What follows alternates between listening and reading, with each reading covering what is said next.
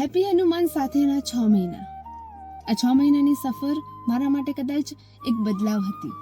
જીવનનો ક્યાં વળાંક હોય છે ને ખબર ના હોય, બસ મારા જીવનનું એ જ વળાંક એટલે હેપી હનુમાન. 6 મહિનાએ મને શું આપ્યું?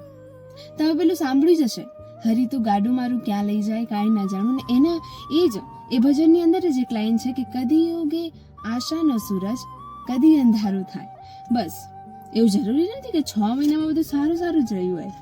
ક્યારેક મનમાં એક એવો અંધકાર પણ છવાયો હોય, એવો અંધકાર કે જેમાં કઈ રસ્તો ના સૂજે, કઈ જ ના વિચાર પડે. આપણને થાય કે ભાઈ બસ હવે નહીં હોય આનાથી આગળ. પણ બીજા દિવસનો જ્યારે સૂરજ ઉગે છે ને એ આશા લઈને આવે, એ કંઈક કહી જાય, કંઈક કરી જાય અને આપણને એમાં ભળી જવાનું મન થઈ જાય.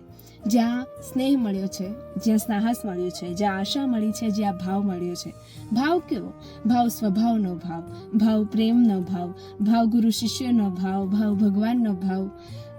કેટલા ભાવોથી જોડાયેલા છીએ આપણે અહીંયા. હેપી હનુમાન એક એવો ભાવ છે જેની અંદર મેં આગળ જ કહ્યું છે એમ કે એ મારું હૃદય છે, અને હૃદય વગર આ જીવ હાલી શકે ખરા? ધબકી શકે ખરા?